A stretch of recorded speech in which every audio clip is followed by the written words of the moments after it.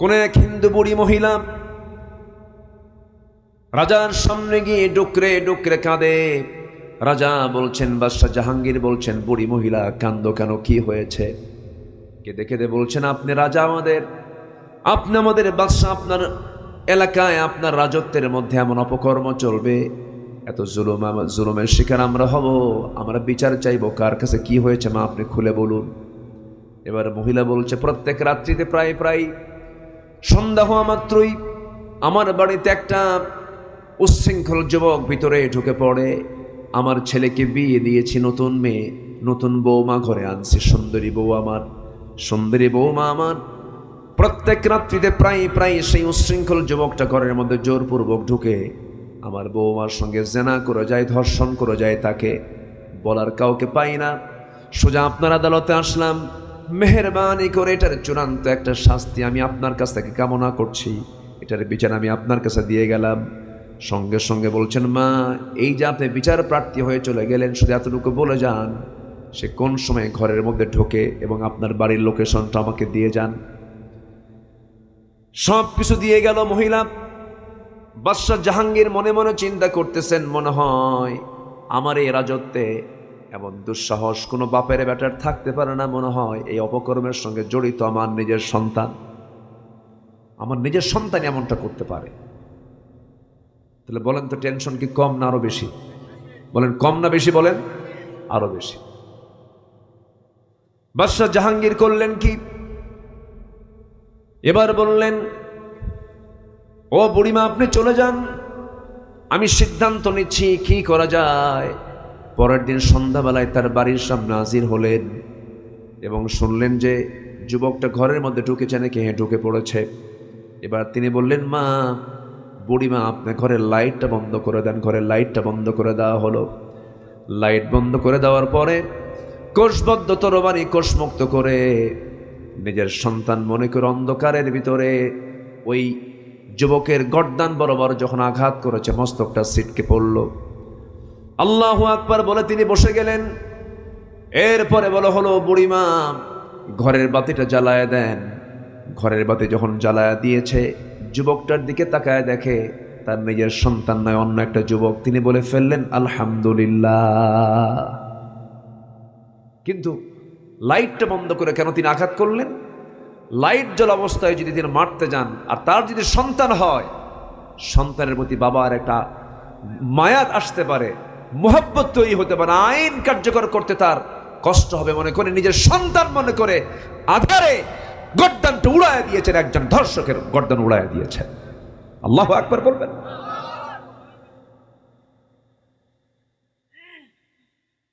বাদশাহ জাহাঙ্গীর এবার বললেন, বুড়িমা আমাকে এক গ্লাস পানি দেন। এক গ্লাস পানি দেওয়া হলো, পানি পান করলেন। এরপরে বলছেন, বুড়িমা আল্লাহর নামের কসম করে বলি, গতকাল যে সময় আপনি আমার কাছে গিয়ে বিচার দিয়ে আসছেন, সেই সময় থেকে নিয়ে এখন পর্যন্ত আমি আমার পেটের মধ্যে একটা দানা উঠাই নাই, কেবল পানি পান করলাম। এরপর বাদশাহ জাহাঙ্গীর তার মাথার মুকুটটা ওই নারীর পায়ের কাছে রেখে বললেন, ও বুড়িমা, আমার যে রাজার মুকুট, আমার যে রাজত্বের বাদশার মুকুট, এই মুকুটের চাইতে একটা নারীর ইজ্জতের দাম এই রাষ্ট্রে অনেক অনেক গুণ বেশি। আল্লাহু আকবার বলেন। আল্লাহ তুমি রাষ্ট্রনায়কদের ভিতরে এমন চেতনা লালন করে দাও। জোরে বলি আল্লাহুম্মা আমিন। আরো জোরে আল্লাহুম্মা আমিন। ধর্ষণ, রাহাজানি, ছিনতাই, চুরি, ডাকাতি, এই সমস্ত আচরণ ইমানদারদের সঙ্গে যায় না। চাঁদাবাজি এগুলো করা যাবে না, এগুলোকে আমরা বন্ধ রাখবো। জোরে বলি ইনশাআল্লাহ। এবং এগুলোর ক্ষেত্রে আমরা নরম হব না শক্ত হব? বলেন নরম হব না শক্ত হব? শক্ত হব। আল্লাহ সততা নিয়ে চলার তৌফিক দান করুন। জোরে বলি আমিন। আল্লাহকে দেখতে পাবে, কিন্তু আল্লাহ বলছেন, আমার সঙ্গে সাক্ষাৎ করতে চাও? শর্ত আছে। আল্লাহ রাব্বুল আলামিন বলেন, فمن كان يرجو لقاء ربه فليعمل عملا صالحا ولا يشرك بعبادة ربه أحدا। আমার সঙ্গে যদি সাক্ষাৎ করতে চাও, শিরক মুক্ত হয়ে আসো, বেদাত মুক্ত হয়ে আসো, নেক আমল করে আসো, আমি আল্লাহ তোমার সঙ্গে সাক্ষাৎ আমি নিজে তোমার সঙ্গে সাক্ষাৎ দেব। আল্লাহকে আমরা না দেখে বিশ্বাস করে নিয়েছি, অদৃশ্যভাবে আল্লাহকে আনুগত্য করতে হবে। আমার বন্ধুগণ, একজন বড় ইমামের কথা মনে হলো। ইমাম শাফির নাম সবাই শুনেছেন। যখন তার বয়স 7 বছর, কয় বছর বলেন? 7 বছরের শাফি, ছাত্র মানুষ, মাদ্রাসায় পড়েন। ওস্তাজ ক্লাসে ঢুকেছেন। ক্লাসে ঢোকার পর সকল ছাত্রদেরকে উদ্দেশ্য করে তিনি 2 হাত ভর্তি করে খোরমা নিয়ে গেছেন। সবার হাতে হাতে একটা করে খোরমা দিলেন। খোরমা দিয়ে বললেন, শোনো আমার ছাত্ররা, তোমাদেরকে আমি একটা একটা করে খোরমা দিলাম। এই খোরমাটা তোমাদের দায়িত্ব হলো, আমি তোমাদেরকে দায়িত্ব দিলাম, এমন জায়গায় রাখবা যেন সহজে না কেউ বের করতে পারে, লুকায় রাখবা। সব ছাত্রকে দায়িত্ব দিয়ে ক্লাস থেকে বের হয়ে আসলেন। পরের দিন আবার ক্লাসে গিয়ে ছাত্রদেরকে লক্ষ্য করে কোন ছাত্রগুলো মেধাবী, মেধা যাচাই করার জন্য ওস্তাদ এমনটা প্রশ্ন করে রেখেছেন। সবাইকে প্রশ্ন করছেন, ও আমার ছাত্ররা, গতকালকে তোমাদেরকে যে দায়িত্ব দিয়েছিলাম, এই খোরমাগুলো তোমরা কোথায় কোথায় লুকায় রেখেছো যেন না দেখতে পাওয়া যায়, কোথায় কে কে লুকায় রাখছো? সবার হাত উঁচু করে বলতেছে, সবাই হাত উঁচু করে বলতেছে, ওস্তাদ আমি রেখেছি, কেউ সেখান থেকে বের করতে পারবে না। সবাই হাত উঁচু করে রেখেছে, কিন্তু একজন হাত উঁচু না করে মাথা নিচু করে বসে আছে, তিনি হচ্ছেন শাফি রহমতুল্লাহ আলাই। যখন তাকে বলা হলো, শাফি, সবাই খোরমাগুলো লুকায় লুকায় রেখেছে, তুমি কেন খোরমাটা লুকাও নাই? এবার তিনি বলছেন, ওস্তাদ আমি চিন্তা করে দেখলাম এই খোরমাটা লুকানোর জন্য পৃথিবীর এমন কোনো জায়গা নাই, আমি পেলাম না যে জায়গায় রাখলে পরে আমার আল্লাহ তাআলা তা দেখবেন না। সুবহানাল্লাহ বলবেন না? আপনি কোথায় লুকাবেন? আপনি জেনা করতে যাচ্ছেন, আল্লাহ আপনাকে দেখছেন। আপনি চুরি করতেছেন, আল্লাহ আপনাকে দেখছেন। আপনি রঙিন চশমার ফাঁক দিয়ে পর নারীর দিকে তাকা আছেন, আল্লাহ আপনাকে দেখছেন। আপনি গোপনে গোপনে অন্যকে ঠকানোর চিন্তা করছেন, আল্লাহ আপনাকে দেখছেন। আপনি মুদিখানার দোকানে বসে প্রত্যেক দিন চিনি বিক্রি করতে নিয়ে আপনি 100 গ্রাম কম করে আপনি 1000 গ্রাম বানায়া 900 গ্রাম দিয়ে আপনি বিদায় দিচ্ছেন। কপাল কালো, লাল টকটকে দাড়ি, মাথায় টুপি, সুন্দর পরহেজগার দেখাচ্ছেন, কিন্তু 100 গ্রাম করে আপনি চিনি কম দিচ্ছেন। কেউ না জানলেও কে দেখছেন? কে দেখছেন বলেন? তাহলে মানুষ ভালো হবে কার ভয়ে? আসতে বলবেন না, কার ভয়ে? আল্লাহর ভয়ে। এটা হচ্ছে বান্দার 1 নাম্বার দিক। সে যে মুত্তাকি, সে যে পরহেজগার, এটা তার বড় একটা দিক। সে গোপনে প্রকাশ্যে কোনো সময় সে নাফরমানি করবে না, খারাপ আচরণ করবে না, খারাপ কোনো কাজে সে নিজেকে জড়াবে না। নাম্বার 2 হলো হালাল হারামের সূক্ষ্ম সীমা রেখা রক্ষা করে চলবে। আমার বন্ধুগণ, হালাল হারাম যার জীবনে বাছাই নাই, সে ব্যক্তি কখনো সত্যিকারের মুসলমান হতে পারে না। আমার দেশে এমন ব্যক্তি আছে, 5 ওয়াক্ত নামাজও পড়ে, রাতের বেলা মদের দোকানে মদও খায়। নাই তো মনে হয়? আসতে কয় আছে না? নাই? এই যে পার্লামেন্টে এমপিরা বসেছেন, ওই পার্লামেন্টেই কিন্তু আজ 54 বছর ধরে মদের আইন পাশ হয়। আলহামদুলিল্লাহ বলবেন না? কিছুই কয় না।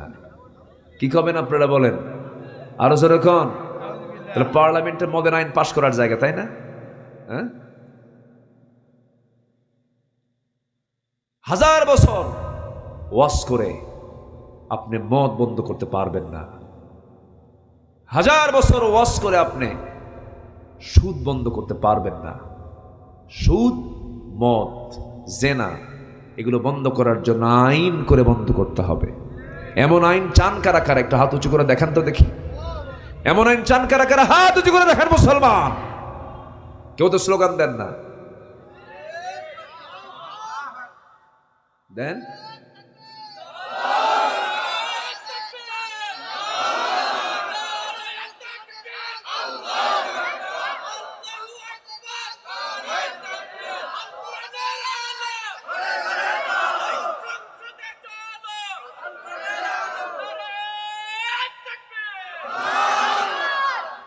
সম্মানিত ভাইয়েরা, এখানে 1000 মানুষ বসে আছি। পার্লামেন্টের প্রত্যেকটা পার্লামেন্টারিয়ানের মুখ থেকে যদি বের হয়, আমরা মদের আইন চাই না, মদের আইন বন্ধ, সুদভিত্তিক অর্থনীতি বন্ধ, বেশ্যাবৃত্তির লাইসেন্স বন্ধ, সব বন্ধ হয়ে যাবে। আসতে কন কেন, ঠিক কিনা?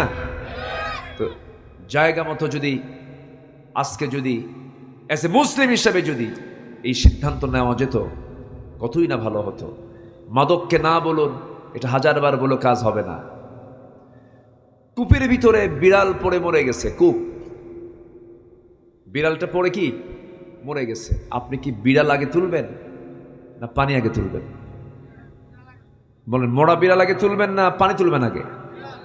আগে মরা বিড়াল টেনে তুলে এরপর মাসালা অনুযায়ী 100 বালতি হোক 200 বালতি হোক পানি, যতক্ষণ না গন্ধ না দূর হয়েছে আপনাকে ওই বালতি দিয়ে পানি তুলতে হবে। কিন্তু বিড়াল থুইয়া পানি তুলে তো লাভ নাই। ঠিক তেমনি আমার দেশে এমনই হচ্ছে, মদ খাওয়া যাবে না কিন্তু মদের আইন ওই দিক দিয়ে পাস। কি কথা কি বুঝেছেন আপনি? জেনা করা যাবে না, বেশ্যাবৃত্তির লাইসেন্স দিয়ে বসে আছে। নওগাঁ জেলায় মদের দোকান নাই, আসতে কয় দোকান যেহেতু আছে কাস্টমার নাই। বলেন কাস্টমার আছে কিনা বলেন? কাস্টমারও আছে। এমন কি মদের ব্যবসাকে উৎসাহ দেওয়ার জন্য বলা হচ্ছে মদের লাইসেন্স নেওয়ার ক্ষেত্রে ছবি না হলেও চলবে, ছবি না হলেও চলবে। সম্মানিত ভাইয়েরা, এই সমস্ত অপকর্ম থেকে আমাকে আপনাকে পরহেজ রাখতে হবে। এটা হচ্ছে মুত্তাকির গুরুত্বপূর্ণ একটা রূপরেখা। হালাল হারামকে সুন্দরভাবে সূক্ষ্মভাবে জানতে হবে, কোনটা হারাম আর কোনটা হালাল। এটা আপনি জানবেন না, আপনি জান্নাত বুঝে পাবেন না। কি আমার কথা কি বুঝে আসতেছে ভাই? আমার কথার মধ্যে রসকস কম। আমি যা বলি একটু সাফ কথা বলে দেই। সর্বনিম্ন একটা জান্নাত আল্লাহ পাক দিবেন, যার এরিয়া হবে 10টা পৃথিবীর মতো একটা জান্নাত। তো এই একটা জান্নাত আপনি নেবেন এই ঠাকঠুক মেরে কয়েকটা সেজদা দিয়া, এই ভাবতেছেন যে এই তো জান্নাত পেয়ে আল্লাহ মানে জান্নাত না দিয়ে যাবে কোথায়, এটা ভাবতেছেন? জান্নাত এত সস্তা নয়। জান্নাত পেতে হলে হালালকে হালাল জেনে হালাল গ্রহণ করতে হবে, হারামকে হারাম জেনে হারামকে বর্জন করতে হবে। রাজি আছি তো সবাই ইনশাআল্লাহ? 12টা পয়েন্ট তাকওয়ার, একটা মুত্তাকি বান্দার রূপরেখা হলো 12টা। একটা হচ্ছে অদৃশ্যের প্রতি বিশ্বাস, আল্লাহকে অদৃশ্যে মানতে হবে। আল্লাহ আমাকে, আমি আল্লাহকে দেখছি না কিন্তু আল্লাহ আমাকে দেখছেন। নাম্বার 2, হালাল হারামের সূক্ষ্ম সীমারেখা মেনে আমাকে চলতে হবে। নাম্বার 3 হলো জীবনের সকল জায়গায় মিথ্যার আশ্রয় না নিয়ে সততাকে গ্রহণ করতে হবে। কখনো মিথ্যার দিকে যাব না। জোরে বলি ইনশাআল্লাহ। আমার দেশে সরলতা বেশি না ঠকবাজি বেশি? বলেন, সরলতা বেশি না ঠকবাজি বেশি? বহুদিন আগে, আজ থেকে 15-16 বছর আগে আমি এক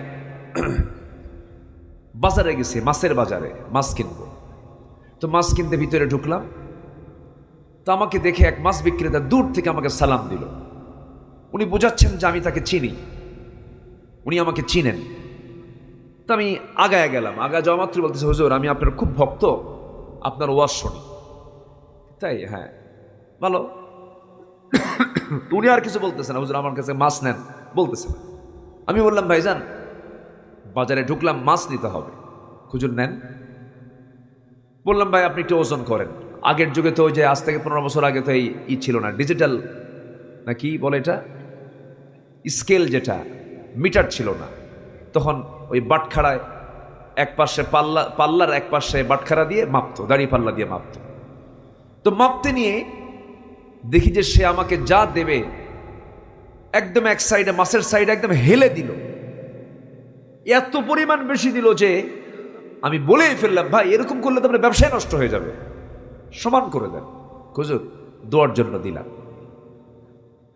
আমি আর কি বলবো বলেন, আমি কিচ্ছু বললাম না। তো মাছটা আমাকে ব্যাগে উঠায় দেওয়ার পর আমি মনে মনে ভাবলাম, বেচারি এতটুকু করলো, এটা আমার কাছে ভালো লাগতেছে না, সে কতটুকু বেশি দিল আমি দেখি তো একটু। পরে মাপ যে দেখি 250 গ্রাম নাই।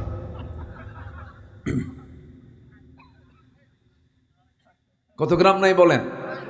আমার দেশে সরলতা বেশি, সততা বেশি না ঠকবাজি বেশি? ঠকবাজি বেশি। জান্নাত এত সস্তা না ভাই। ইয়াসসিরু ওয়ালা তুআসসিরু, সহজ হও, আল্লাহ তোমার জন্য সহজ হবেন। জটিল হইও না, আল্লাহ তোমার জন্য জটিল হয়ে যাবে। আমরা সহজ হব, জোরে বলি ইনশাআল্লাহ। একজন মানুষ তার কাছে যায়, ভাই আমি আপনার সমর্থন নিতে এসেছি, একটু খেয়াল করবেন কি? ঠিক আছে ভাই, আমি তো আপনার জন্যই আছি। আরেকজন যায়, ভাই আমি আপনার জন্য দিও না। আছে কিনা বলেন? এরকম ঠকবাজি আছে না নাই? ইমানদার দুই কথা বলে না, এক কথা বলে? এক কথা। আমরা এক কথা বলবো, জোরে বলি ইনশাআল্লাহ। এই একটা আমল আমাকে জান্নাতে কেমনে নিয়ে যায় দেখেন। আল্লাহ রাব্বুল আলামিন বলেন, ইয়া আইয়ুহাল্লাযীনা আমানু ইত্তাকুল্লাহা ওয়া কুলু কাওলান সাদীদান يصلح لكم أعمالكم ويغفر لكم ذنوبكم ومن يطع الله ورسوله فقد فاز فوزا عظيما জোরে বলুন আল্লাহু আকবার। হে ইমানদারেরা, তোমরা আল্লাহকে ভয় করো এবং সদা সর্বদা সত্য কথা বলো, সততা নিয়ে চলো। এই একটা আমল যদি করতে পারো, তোমার জীবনে যত ভুল কাজগুলো তুমি করেছো, সমস্ত ভুল কাজগুলো আমি আল্লাহ নেকি বানাইয়া দিয়ে দেব, এবং তোমার জীবনের যত গুনাহ আছে সমস্ত গুনাহগুলোকে মাফ করে সম্মানজনক জান্নাত আমি তোমার হাতে বুঝাইয়া দেব। তোমার হাতে আমি বুঝাইয়া দেব সব। সরল হও, সততা নিয়ে চলো, ঠকবাজি করো না, ওজনে কম দিও না। ওয়াইলুল লিল মুতাফফিফিন, ওজনে যারা কম দেবে আল্লাহ পাক একটা সূরা নাজিল করেছেন, মুতাফফিফিন নামে একটা সূরা আছে না? যারা নেওয়ার সময় বেশি নাই, দেওয়ার সময় কম দেয়, এদের ধ্বংস হয়ে যাক। এটা কে বলেছেন? আল্লাহ বলেছেন। যাবেন আরেকটু সময়, মেহমান তো চলে গেলে আমারও খারাপ লাগবে, এটা উনি থাকুক না, একটু কিছুক্ষণ থাকে না, আমি খুব বেশি সময় নেব না, আমি শেষ করে দেব। সম্মানিত ভাইয়েরা, কষ্ট পাচ্ছেন না তো আপনারা? আমি খুবই আনন্দিত, আল্লাহ পাক আমাকে আবারও এই মাঠে আসার তৌফিক দিয়েছেন। নূহ আলাইহিস সালাতু ওয়াস সালাম 900 বছর দাওয়াত দিয়েছিলেন। কত বছর বলেন তো? 900 বছর দাওয়াতে ফলাফল কি জানেন? তার বউটাও কালেমা পড়ে নাই, তার ছেলেও কালেমা পড়ে নাই। কি কথা কি বুঝতেছেন আপনারা? একজন নবীর দাওয়াতের ফলাফল হলো বউ শোনে নাই, বেটাও শোনে নাই। হতাশ হওয়া যাবে না, আমরা দাওয়াতি কাজ চালাবো, জোরে বলি ইনশাআল্লাহ। সম্মানিত ভাইয়েরা, সততা নিয়ে চলবো, হারাম কাজের দিকে আমরা যাব না, ঠকবাজি করব না, অন্য নারীর দিকে লোলুপ দৃষ্টিতে তাকাবো না। দুঃখে বুকটা ফেটে যায় মাঝে মাঝে, জানেন, যখন ভিডিও চিত্রগুলো সামনে আসে, কেমন করে একটা নারীর ইজ্জতকে হনন করা হয়, ধর্ষণ করা হয়। ধর্ষণের তালিকায় আমার বাংলাদেশ যে রেকর্ড করতেছে, এটা রীতিমতো একটা আপত্তিকর একটা বিষয়। এক্ষেত্রে প্রশাসনের শক্ত ভূমিকার দরকার আছে না নাই? আসতে বলবেন না, আছে না নাই? যারা ধর্ষণ করছেন, একটাবার নিজের মেয়ের দিকে তাকায় দেখেন, একটাবার নিজের বোনের দিকে তাকায় দেখেন। আপনার কি বোন নাই? আপনার কি নিজের স্ত্রী নাই? আপনার কি নিজের মেয়ে নাই? আপনি এমন একটা অপকর্ম সাথে জড়িত হচ্ছেন, জোরপূর্বক রেপ করছেন। এগুলোর জন্য শক্ত বিধান হওয়ার দরকার আছে না নাই? ইতিহাস ছোট্ট একটা মনে পড়ল, বাদশাহ জাহাঙ্গীর একসময় এই সমস্ত অঞ্চল তারা শাসন করেছেন। শুধু এই অঞ্চল না, ওই আফগানিস্তানের কাবুলে থাকা মানুষ জহিরুদ্দিন মোহাম্মদ বাবর, মুঘল সাম্রাজ্যের সূচনা তিনি করেন। তার ছেলে সম্রাট আকবর, হুমায়ুন, আওরঙ্গজেব, বাদশাহ আলমগীর, বাদশাহ জাহাঙ্গীর, শাহজাহান, নাম শোনেন না? এগুলো নাম শুনেছেন। এর মধ্যে একজন বাদশাহ ছিলেন জাহাঙ্গীর, খুব আল্লাহওয়ালা মানুষ, ভালো মানুষ ছিলেন। দেখেন একটা নারীর দামটা কি, এই জন্য বোঝানোর জন্য আমি বলতেছি। তো বাদশাহ জাহাঙ্গীর উনি একদিন তার দরবারে বসা, কোন এক হিন্দু বুড়ি মহিলা রাজার সামনে গিয়ে ডুকরে ডুকরে কাঁদে। রাজা বলছেন, বাদশাহ জাহাঙ্গীর বলছেন, বুড়ি মহিলা কান্দো কেন, কি হয়েছে? কেঁদে কেঁদে বলছেন, আপনি রাজা, আপনি আমাদের বাদশা, আপনার এলাকায় আপনার রাজত্বের মধ্যে এমন অপকর্ম চলবে, এত জুলুমের শিকার আমরা হব, আমরা বিচার চাইবো। কার কাছে কি হয়েছে মা আপনি খুলে বলুন। এবার মহিলা বলছে, প্রত্যেক রাত্রিতে প্রায় প্রায় সন্ধ্যা হওয়া মাত্রই আমার বাড়িতে একটা উচ্ছৃঙ্খল যুবক ভিতরে ঢুকে পড়ে। আমার ছেলেকে বিয়ে দিয়েছি, নতুন মেয়ে, নতুন বৌমা ঘরে আনছি, সুন্দরী বউ আমার, সুন্দরী বৌমা আমার। প্রত্যেক রাত্রিতে প্রায় প্রায় সেই উচ্ছৃঙ্খল যুবকটা ঘরের মধ্যে জোরপূর্বক ঢুকে আমার বৌমার সঙ্গে জেনা করে যায়, ধর্ষণ করে যায়। তাকে বলার কাউকে পাই না, সোজা আপনার আদালতে আসলাম। মেহেরবানি করে এটার চূড়ান্ত একটা শাস্তি আমি আপনার কাছ থেকে কামনা করছি, এটার বিচার আমি আপনার কাছে দিয়ে গেলাম। সঙ্গে সঙ্গে বলছেন, মা এই যে আপনি বিচার প্রার্থী হয়ে চলে গেলেন, শুধু এতটুকু বলে যান সে কোন সময় ঘরের মধ্যে ঢোকে এবং আপনার বাড়ির লোকেশনটা আমাকে দিয়ে যান। সব কিছু দিয়ে গেল মহিলা। বাদশাহ জাহাঙ্গীর মনে মনে চিন্তা করতেছেন, মনে হয় আমার এই রাজত্বে এমন দুঃসাহস কোনো বাপের বেটার থাকতে পারে না, মনে হয় এই অপকর্মের সঙ্গে জড়িত আমার নিজের সন্তান, আমার নিজের সন্তান এমনটা করতে পারে। তাহলে বলেন তো টেনশন কি কম না আরো বেশি? বলেন কম না বেশি? বলেন আরো বেশি। বাদশাহ জাহাঙ্গীর করলেন কি? এবার বললেন, ও বুড়িমা আপনি চলে যান, আমি সিদ্ধান্ত নিচ্ছি কি করা যায়। পরের দিন সন্ধ্যাবেলায় তার বাড়ির সামনে হাজির হলেন এবং শুনলেন যে যুবকটা ঘরের মধ্যে ঢুকেছে নাকি? হ্যাঁ ঢুকে পড়েছে। এবার তিনি বললেন, মা বুড়িমা আপনি ঘরের লাইটটা বন্ধ করে দেন। ঘরের লাইটটা বন্ধ করে দেওয়া হলো। লাইট বন্ধ করে দেওয়ার পরে কোষবদ্ধ তরবারি কোষমুক্ত করে নিজের সন্তান মনে করে অন্ধকারের ভিতরে ওই যুবকের গর্দান বরাবর যখন আঘাত করেছে, মস্তকটা ছিটকে পড়ল। আল্লাহু আকবার বলে তিনি বসে গেলেন। এরপরে বলা হলো, বুড়িমা ঘরের বাতিটা জ্বালায় দেন।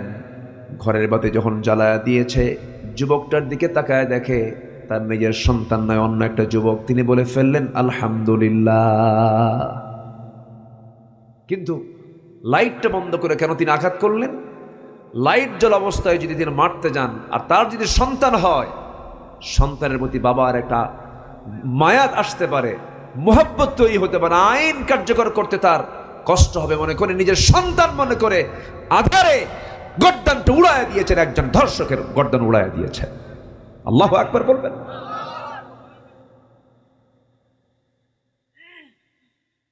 বাদশাহ জাহাঙ্গীর এবার বললেন, বুড়িমা আমাকে এক গ্লাস পানি দেন।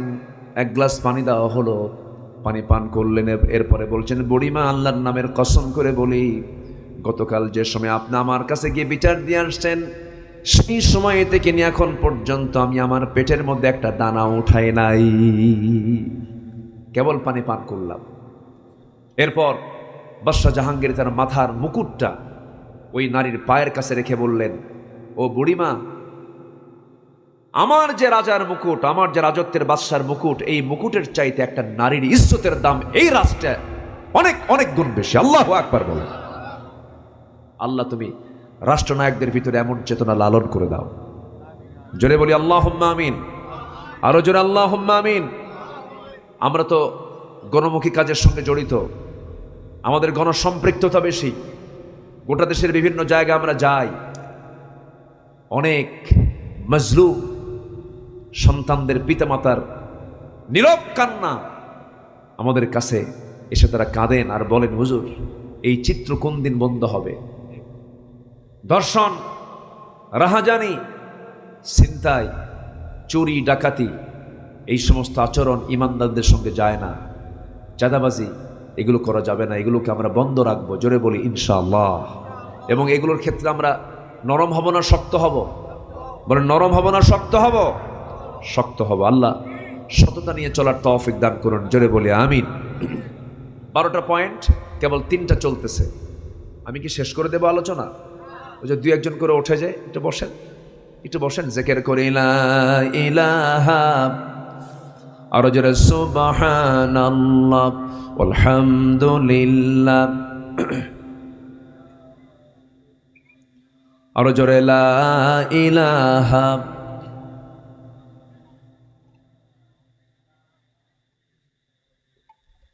আরো জোরে লা ইলাহা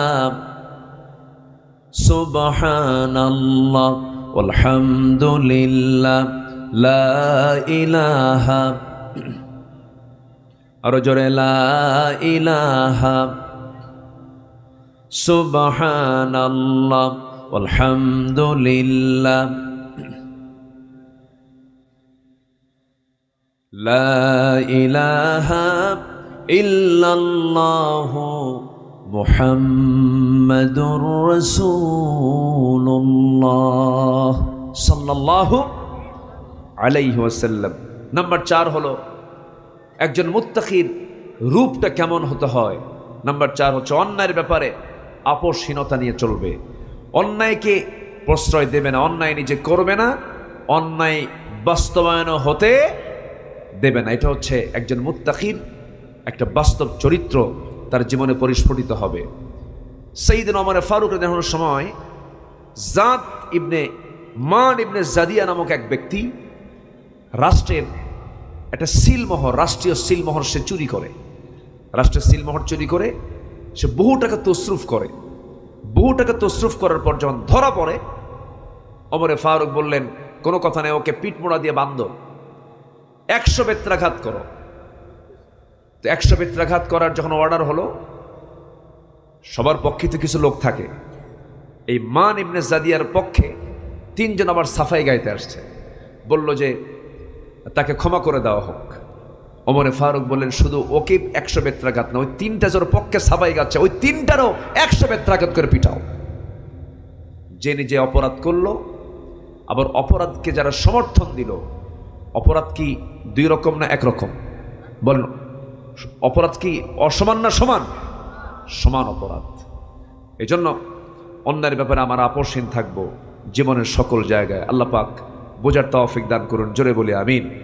নাম্বার 5, সর্বোচ্চ পদে থেকেও মানুষের প্রতি সে রহমদিল হবে যারা মুত্তাকি হবে। সে এমপি হলেও যা, এমপি না হলেও তাই। সে নেতা হলেও যা, নেতা না হলেও তাই। চেয়ারম্যান হয়েও যা, চেয়ারম্যান না হয়েও তাই। সে সর্বক্ষণ সে ভয় করবে কাকে? আসতে বলবেন না, কাকে? আল্লাহকে সে ভয় করবে। আল্লাহকে সে জবাবদিহিতা আল্লাহর সামনে তার করতে হবে, এই অনুভূতি তার মধ্যে সে জাগ্রত রাখবে সর্বক্ষণ। প্রথম খলিফা আবু বকর সিদ্দিক রাদিয়াল্লাহু আনহু যখন খেলাফতের দায়িত্ব গ্রহণ করলেন, তার একদিন পর ওনার একটা ব্যবসা ছিল কাপড়ের। তো কাপড়ের টোপলা নিয়ে, গাঁটটি নিয়ে তিনি যাচ্ছেন দোকানের দিকে। সবাই তাকে বলে ফেললেন, সাইয়েদনা আবু বকর, এত বড় গুরু দায়িত্ব পাওয়ার পর আপনি ব্যবসার জন্য যাচ্ছেন, রাষ্ট্র দেখবে কে? তিনি বলছেন, রাষ্ট্রের দায়িত্ব আমার, আল্লাহ পাক আমাকে দিয়েছেন, তবে আমার যে পরিবার, আমার পরিবার চালাতে তো হবে, আমার পরিবার চালাবে কে? এই জন্য আমার রাষ্ট্র চালানো দরকার, পরিবার চালানো দরকার, ব্যবসা করতে যাচ্ছি। সুবহানাল্লাহ। সাইয়েদনা আবু বকরের একজন প্রতিবেশী ছিলেন, স্বামী নাই, ছেলে নাই, মেয়ে নাই, একজন অনেক বয়স্ক একজন বুড়ি মানুষ, চোখে দেখেন না, চামড়াগুলো কুঁচকে গেছে, বয়স্ক একজন মহিলা। এই মহিলাকে দেখার মতো কেউ নাই, কিন্তু তিনি হচ্ছেন আবু বকরের প্রতিবেশী। তিনি করতেন কি, প্রত্যেকটা দিন সাইয়েদনা আবু বকর রাদিয়াল্লাহু তাআলা ওই মহিলার ঘরের মধ্যে যেতেন, কাপড় চোপড় ধুয়ে দিতেন, খাবার দাবার প্রস্তুত করে দিতেন। প্রত্যেকটা দিন তার এটা রুটিন ওয়ার্কের মতো কাজ ছিল। কিন্তু যেদিন ওই মহিলা শুনতে পেলেন আবু বকর খেলাফতের দায়িত্ব পেয়েছেন, কান্নায় তিনি ভেঙ্গে পড়লেন। আর মনে মনে ভাবতেছেন, বুঝতে পেরেছি আবু বকর বুঝি আমার খেদমত করতে পারবে না। তিনি হতাশ চিত্ততা নিয়ে বসে আছেন।